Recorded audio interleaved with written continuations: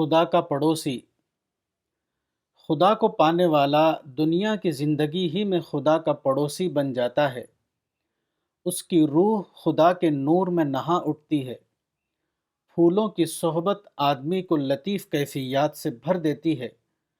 پھر کیسے ممکن ہے کہ آدمی اپنے رب کو پائے اور پھر بھی اس کے اندر ربانی کیفیات پیدا نہ ہوں؟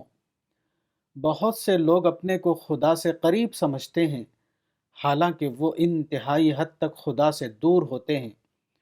وہ خدا کی باتیں کرتے ہیں، مگر ان کا پورا وجود گواہی دے رہا ہوتا ہے کہ ابھی انہوں نے خدا کو پہچانا ہی نہیں۔ وہ خدا کا نام لیتے ہیں، مگر ان کے منہ میں خدائی مٹھاس کی شکر نہیں گھلتی۔ وہ خدا کو پانے کا دعویٰ کرتے ہیں، مگر خدا کے چمنستان کی کوئی خوشبو ان کے مشام کو معطر نہیں کرتی۔ وہ خدا کے نام پر دھوم مچاتے ہیں، مگر خدا کے نورانی سمندر میں نہانے کا کوئی نشان ان کے جسم پر ظاہر نہیں ہوتا۔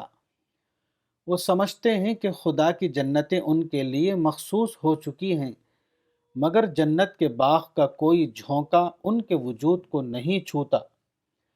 کیسا عجیب ہوگا وہ خدا جس کی یاد دل و دماغ کی دنیا میں کوئی اہتزاز پیدا نہ کرے۔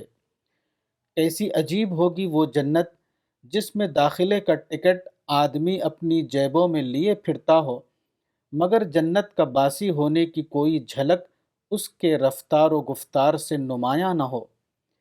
کیسے عجیب ہوں گے وہ آخرت والے جن کے لیے آخرت کی ابدی وراثت لکھی جا چکی ہو، مگر ان کی ساری دلچسپیاں بدستور اسی عارضی دنیا کی چیزوں میں اٹکی ہوئی ہوں۔ آہ وہ لوگ جو خدا کو پانے کا دعویٰ کرتے ہیں، حالانکہ ابھی تک انہوں نے خدا کو پایا ہی نہیں۔